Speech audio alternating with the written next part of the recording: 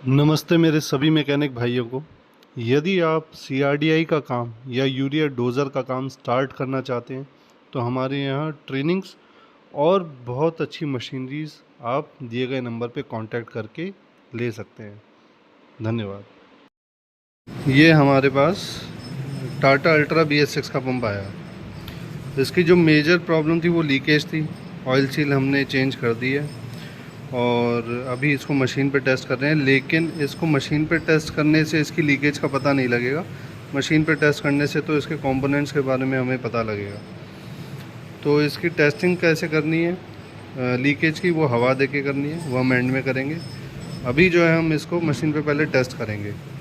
तो कोई भी पंप जो है जिसे हमें टेस्ट करना है, ज़्यादातर मैं देखता हूँ लोग क्या करते हैं, नोज़ल लगा लेते हैं, अपनी मर्ज़ी से कोई भी नोज़ल लगा लेते हैं और उसके बाद जो है तेल नाप लेते हैं। वो सही तरीका इसलिए नहीं है क्योंकि नोज़ल का जो प्रेशर है वो आपका मान लो 200 बार है या 300 बार है, और पंप के प्लंजरों का प्रेशर मान लो केवल 650 बार से ऊपर नहीं बन रहा है, तो ये नोज़ल फायर करने लग जाएगी और आपको कुछ ना कुछ तेल अपने अकॉर्डिंग, कितने छेद हैं या क्या है उसके अकॉर्डिंग वो आपको दे देगी। पर प्लंजर जो है वो ओके नहीं होता। ऐसा बहुत बार देखा गया है कि गाड़ी पे जब हम पंप को टेस्ट करते हैं, नोज़ल लगा के करते हैं तो नोज़ल फायर करता है लेकिन गाड़ी स्टार्ट नहीं होती और पंप का प्रेशर नहीं होता है। और वहीं जब हम यहाँ इस तरह का मीटर लगा के देखते हैं या स्कैनर से देखते हैं तो पंप का प्रेशर नहीं आ रहा होता है। तो पंप को चेक करने के लिए फिर हम स्पेशल मीटर लेते हैं, जैसे डेल्फी का एक स्पेशल टूल है। बहुत खर्चा करते हैं लेकिन वो एक ऑथराइज्ड टूल भी है, तो अच्छी बात है अगर आप कर सकते हैं। लेकिन अगर आप नहीं कर सकते तो फिर आप इस तरीके का एक मीटर ले लीजिए जो आप रेल पे लगाएं। अब कई लोग कहेंगे ये मीटर रेल पे हर गाड़ी में नहीं लगेगा, तो आप पूरी रेल ऐसी ले लो और ये पाइप लगा दो गाड़ी पे। चाहे आप पंप में लगाओ इस तरीके से, चाहे आप उस रेल पे लगाओ और इसका प्रेशर नाप लो। गाड़ी स्टार्ट करने के लिए हमें केवल 300 बार चाहिए, यहाँ तक प्रेशर चाहिए। लेकिन आप देखेंगे गाड़ी में आपको 400-500 बार तक का प्रेशर दिखेगा जब गाड़ी स्टार्ट नहीं हो रही होती। तो मिनिमम प्रेशर 300 बार चाहिए होता है और 2000 बार का तो ये मीटर रहता है। तो इसको भी आप यूज़ कर सकते हैं। ये बहुत अच्छा इक्विपमेंट है, बहुत अच्छा, और बहुत सस्ता भी रहता है। तो अब पंप की बारी, कि जब पंप को हमें मशीन पर टेस्ट करना है, सबसे पहले नोज़ल लगा के जो आदत है उसे आप छोड़ दीजिए। नोज़ल लगा के टेस्ट करने में आपको बहुत जगह पे कन्फ्यूजन ही मिलेगी। अगर आपका काम हो रहा है तो यकीन मानिए बहुत अच्छा लक आपके साथ है, इसलिए आपका काम हो रहा है। जो एक्चुअल बात है, इस पंप का नाम हाई प्रेशर पंप होता है। ये डिस्ट्रीब्यूटर टाइप पंप नहीं है, फ्यूल इंजेक्शन पंप नहीं है, ये हाई प्रेशर पंप है। इसका काम है प्रेशर बनाना। तो आप इसकी डिलीवरी मत मेजर करिए, आप इसका प्रेशर मेजर करिए। और जो स्टैंडर्ड तरीका होता है पंप को टेस्ट करने का, उसमें आप सोचेंगे उसमें फिर डिलीवरी हम नापते हैं, वो हम रेल की रिटर्न नापते हैं। रेल की रिटर्न जो होती है वो मेन का काम करती है। अब जो रेल की भी रिटर्न नापी जाती है, इस रेल की नहीं, इस तरीके की कोई रेल होगी, देखो मैं आपको दिखाऊं, इस तरीके की रेल होती है। ये पंप लगा हुआ है, पंप से हम इसमें देते हैं और यहाँ से हम रिटर्न नापते हैं। वो रिटर्न जो है नापी जाती है ये देखने के लिए कि क्या पंप उतनी क्वांटिटी दे रहा है, इनफ क्वांटिटी दे रहा है कि जो रिक्वायर्ड प्रेशर है वो मेंटेन हो सके। तो एक्चुअली में वो रिटर्न नाप करके उसका प्रेशर ही मेंटेन हो रहा है या नहीं, इस चीज़ को चेक कर रहे हैं। तो डायरेक्टली क्यों ना हम प्रेशर को ही टेस्ट कर लें। इस टूल की मदद से आप प्रेशर को मेजर कर सकते हैं। और सबसे पहले ये नहीं कि प्रेशर ही मेजर करने बैठे हैं। इस पंप में वेन पंप है, तो किसी भी पंप में वेन पंप है तो उसका वेन पंप प्रेशर ज़रूर नापना है। देखो हमने इनलेट दे रखा है, ये स्पेशल एडाप्टर लगेंगे पहले इसमें। इनलेट दे रखा है, इनलेट का जो प्रेशर है वो 0.1 बार होना चाहिए, 1 नहीं। अगर 1 बार बना दोगे तो वेन पंप का आधा काम तो आप ही कर दोगे। 0.1 बार होना चाहिए। और यहाँ से ये देखो ये कन्वर्टर लगा रखा है और ये हमारा वेन पंप का पाइप जो है गया हुआ है वेन पंप मीटर का, और यहाँ से घूम करके ये कनेक्शन आपके इसमें जाता है और ये हमारी रिटर्न है। ठीक, ये वाला हमारा रिटर्न है, ये मीटरिंग यूनिट है। तो सबसे पहले वेन पंप प्रेशर नापेंगे, 100 RPM पे नापना है और हमें चाहिए कम से कम 3 बार का वेन पंप प्रेशर। चलो स्टार्ट करें।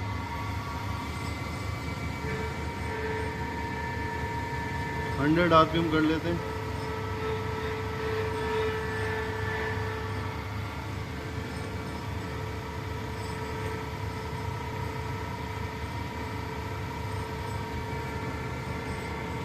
वेन पंप प्रेशर आप देख सकते हो लगभग 4 बन रहा है और आरपीएम लगभग 100 ही है। बिल्कुल ओके है ये वेन पंप प्रेशर हमारा। अब कई लोग क्या करते हैं, उनको ये लगता है कि ये प्रेशर अगर बन रहा है या नोज़ल अगर फायर कर गई तो वेन पंप तो मेरा सही काम कर ही रहा है। ये गलती कर देते हैं कई लोग। आपके पास वेन पंप है पंप में तो वेन पंप प्रेशर ज़रूर नापना है। ठीक, वेन पंप प्रेशर मेजर कर लिया।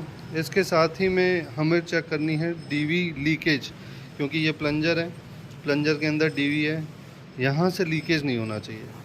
जैसे पाइप खोल लेते हैं पहले, यहाँ से हमने पाइप खोल लिया है और देखो ये अभी आरपीएम रहेगा 0, केवल मशीन ऑन करनी है, आरपीएम नहीं रहेगा, आरपीएम रहेगा आपका 0।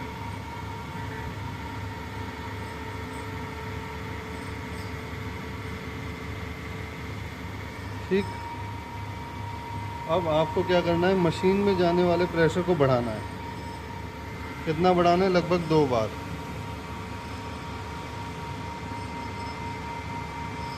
2 बार 2.5 बार के प्रेशर तक यहाँ से लीकेज नहीं होना चाहिए, एक बूंद भी तेल की नहीं आनी चाहिए।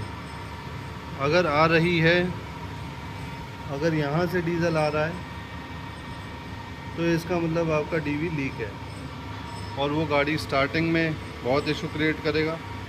प्रेशर आपको देना है लगभग 2 बार का यहाँ तक। ठीक, डीवी और नॉर्मल प्रेशर रखना है ये 0.1 बार। यहाँ तक बिल्कुल भी लीकेज नहीं होना चाहिए। तो डीवी चेक हो गया, वेन पंप चेक हो गया। अब चेक करेंगे प्लंजरों का high pressure. High pressure check करने के लिए आपको आरपीएम रखने हैं 150 से 200। देखो कोई भी पंप है, 1500 से 1600 बार का प्रेशर रेल में मेंटेन करना उसका काम है। तेल कम ज़्यादा करना उसका काम नहीं है। उसका एक काम है कि रेल में प्रेशर मेंटेन रहे, जितना चाहिए उतना रहे। अब उसके लिए उसको तेल कम ज़्यादा तो करना ही पड़ेगा ऑब्वियसली, अंदर से प्लंजरों के थ्रू या मीटरिंग यूनिट के थ्रू। लेकिन इसका डिस्ट्रीब्यूटर फ्यूल इंजेक्शन पंप की तरह काम नहीं है कि इतने आरपीएम पे इतना तेल देना है।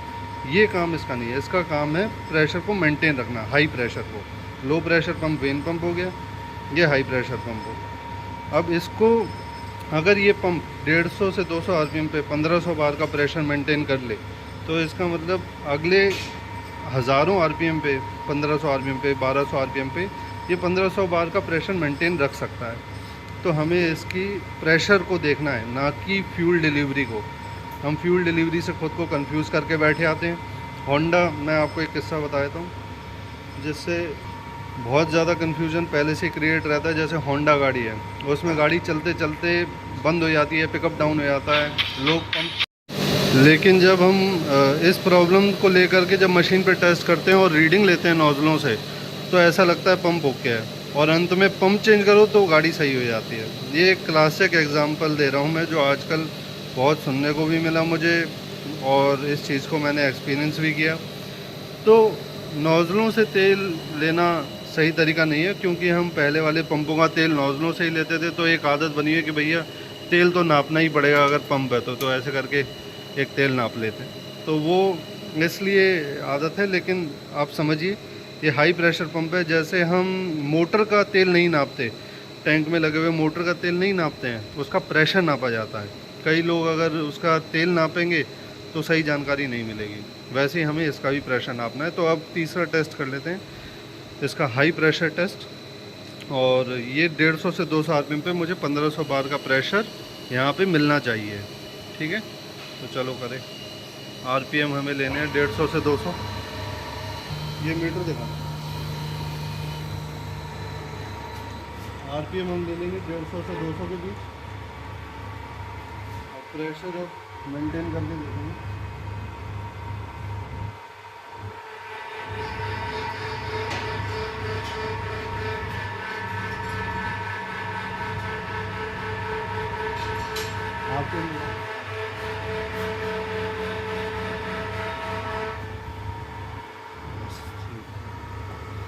एक सेकंड पंकज रुकना भैया। आरपीएम जो है हमारे बीम जो है हमारा 150 भी नहीं था प्रॉपर, और प्रेशर हमारा 1500 बार टिका हुआ है। अब बात है प्लंजरों की कि कौन सा अगर मान लो एक काम नहीं कर रहा है या इस तरीके से कोई बात है तो देखो, अब जैसे ये मैंने प्रेशर बनाया, ये सुई अगर 40-50 बार का फ्लक्चुएशन दिखा रही है, जैसे इस समय ये 10-20 बार का फ्लक्चुएशन है केवल, लेकिन अगर ये ज़्यादा फ्लक्चुएट कर रही है इस तरीके से, तो इसका मतलब कोई एक प्लंजर काम नहीं कर रहा है इसमें। तो उसको देखने के लिए हम क्या करेंगे, प्लंजर को लूज़ कर देंगे यहाँ से, और फिर देखेंगे कि प्रेशर बनता है, ये टूटता है या नहीं। अगर इसको लूज़ करने से, यहाँ पे ये है ना बोल्ट, इसको लूज़ करने से प्रेशर टूटा तो ये प्लंजर काम कर रहा है, और अगर नहीं टूटा तो इसका मतलब वो काम नहीं कर रहा है। इसको लूज़ करना पड़ेगा। जैसे ये प्रेशर हमने बना लिया, ये रहा ये प्रेशर हमने बना लिया है। अब देखो इसको लूज़ कर रहे हैं, प्रेशर टूट गया। अब इसको टाइट करो,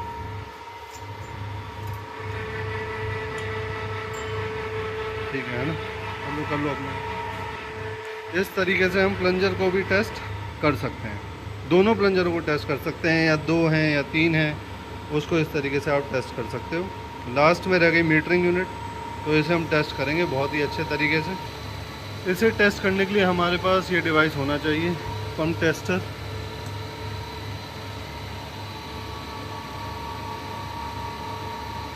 ये डिवाइस अगर आप लेना चाहते हो तो आप मेरे को बता सकते हो, संपर्क कर सकते हो।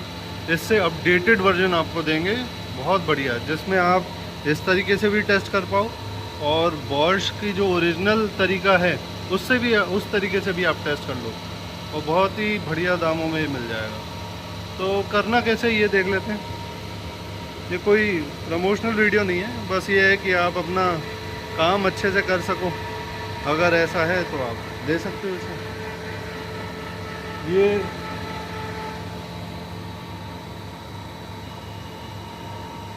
अब देखो इसको टेस्ट कैसे करना है। टेस्ट ऐसे करना है, ये करंट हम बढ़ाते जाएंगे धीरे धीरे, और ये प्रेशर जो है धीरे धीरे गिरना चाहिए। ऐसा नहीं होना चाहिए कि लगातार जो है वो गिर, एकदम से बंद हो गया फिर एकदम से ऑन हो गया। अब देखो जैसे